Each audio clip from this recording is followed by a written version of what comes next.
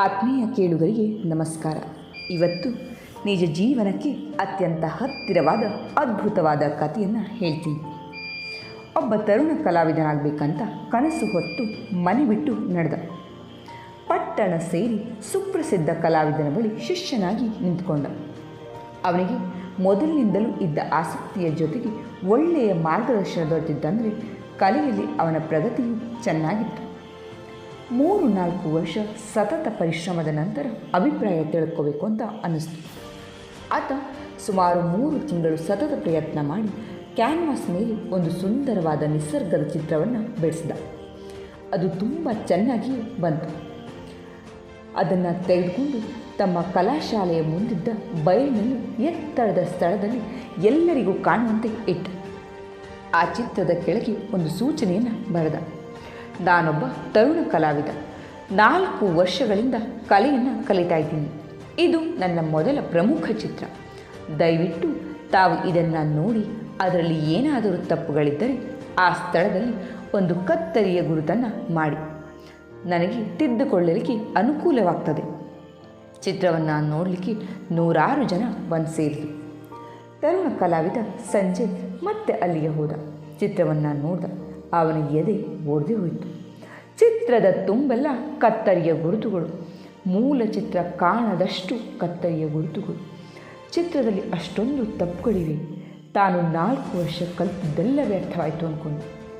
ಸಾಮಾನ್ಯ ಜನರಿಗೆ ಅಷ್ಟೊಂದು ತಪ್ಪುಗಳು ಕಂಡಿದ್ದರೆ ಖ್ಯಾತ ಕಲಾವಿದರು ತನ್ನ ಚಿತ್ರವನ್ನು ಕಣ್ಣೆತ್ತಿ ಕೂಡ ನೋಡಲಾರರು. ಅವನ ಆತ್ಮವಿಶ್ವಾಸವೇ ಕೊಚ್ಚಿಹೋಯಿತು. ತಾನಿನ್ನು ಮರಳಿ ತನ್ನೂರಿಗೆ ಹೋಗಿಬಿಡೋದೇ ವಾಸಿ ಅಂತ ತೀರ್ಮಾನ ಮಾಡಿಕೊಂಡು ಗುರುಗಳಿಗೆ ಹೇಳಿದ. ಅವರು ಹೊಚ್ಚ ಹುಡುಗ, ಯಾರು ಹೇಳಿದ್ರು ನೀನು ಒಳ್ಳೆಯ ಕಲಾವಿದನಲ್ಲ ಅಂತ? ನಾನು ಹೇಳ್ತೇನೆ ಕೇಳಿ, ನೀನೊಬ್ಬ ಉತ್ತಮ ಕಲಾವಿದ, ಇನ್ನೂ ಹೆಚ್ಚಿನ ಮಟ್ಟವನ್ನು ತಲುಪ್ತೀಯ. ಯಾರು ನಿನ್ನ ಚಿತ್ರದಲ್ಲಿ ತಪ್ಪು ಕಂಡಿದ್ದಾರೆ ಅಂತ ಆತ್ಮವಿಶ್ವಾಸವನ್ನು ಕಳೆದುಕೊಳ್ಬೇಡ. ಈಗ ನಾನೊಂದು ಉಪಾಯವನ್ನು ಹೇಳ್ತೇನೆ, ನೀನು ಅದರಂತೆ ಮಾಡು. ಇನ್ನೊಂದು ವಾರದಲ್ಲಿ ಮತ್ತೊಂದು ಸುಂದರವಾದ ಚಿತ್ರವನ್ನು ಬರೆದು ಮುಗಿಸು. ಅದನ್ನು ತೆಗೆದುಕೊಂಡು ನನ್ನ ಕಡೆಗೆ ಬಾ ಅಂತ ಹೇಳಿದ್ರು. ತರುಣ ಮನಸ್ಸಿಲ್ಲದ ಗುರುಗಳ ಮಾತನ್ನು ಮೀರಲಿಕ್ಕೂ ಆಗದೆ 1 ವಾರದಲ್ಲಿ ಚಿತ್ರವನ್ನು ಬರೆದ. ಅದು ತುಂಬ ಸುಂದರವಾಗಿತ್ತು. ಗುರುಗಳ ಬಳಿಗೆ ಹೋದಾಗ ಅವರು ಒಂದು ಹಲಗೆಯ ಮೇಲೆ ಒಂದು ಸೂಚನೆಯನ್ನು ಬರೆದುಕೊಂಡು ಸಿದ್ಧರಾಗಿದ್ದರು. ಇದು ನನ್ನ ಪ್ರಾರಂಭದ ಚಿತ್ರ. ತಾವು ಚಿತ್ರವನ್ನು ದಯವಿಟ್ಟು ನೋಡಿ ಅದರಲ್ಲೇನಾದರೂ ಸರಿ ಇಲ್ಲ ಅಂತ ಕಂಡರೆ ಪಕ್ಕದಲ್ಲಿ ಇಟ್ಟಿರುವ ಬಣ್ಣಗಳು ಕುಂಚಗಳಿಂದ ಸರಿಪಡಿಸಿ. ಆದರೆ ಮೂಲ ಚಿತ್ರದ ಸೊಬಗು ಕೆಡದಂತೆ ಮಾಡಬೇಕಾದದ್ದು ಮುಖ್ಯ. ಚಿತ್ರವನ್ನು ಬಯಲಿನಲ್ಲಿಟ್ಟು ಅದನ್ನು ಕಾಯಲಿಕ್ಕೆ ಗಮನಿಸಲಿಕ್ಕೆ ವ್ಯಕ್ತಿಯೊಬ್ಬನನ್ನು ಕೂಡಿಸಿ ಇಬ್ಬರು ಹೊರಟು ಹೋದರು. ಸಾಯಂಕಾಲ ಬಂದು ನೋಡಿದರೆ ಚಿತ್ರದ ಮೇಲೆ ಒಂದು ಗೆರೆಯೂ ಇರಲಿಲ್ಲ, ಒಂದು ಬದಲಾವಣೆಯೂ ಕಾಣಲಿಲ್ಲ. ಹುಡುಗನಿಗೆ ಆಶ್ಚರ್ಯ.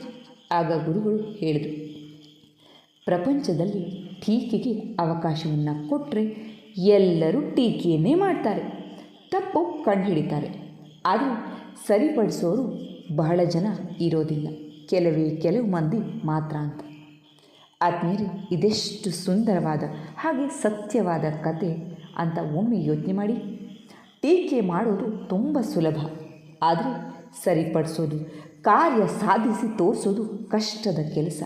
ಟೀಕೆ ಕಡಿಮೆ ಮಾಡಿ ಸಾಧನೆಯ ಕಡೆಗೆ ಗಮನ ಕೊಡೋದು ಕ್ಷೇಮ ಅಲ್ವಾ?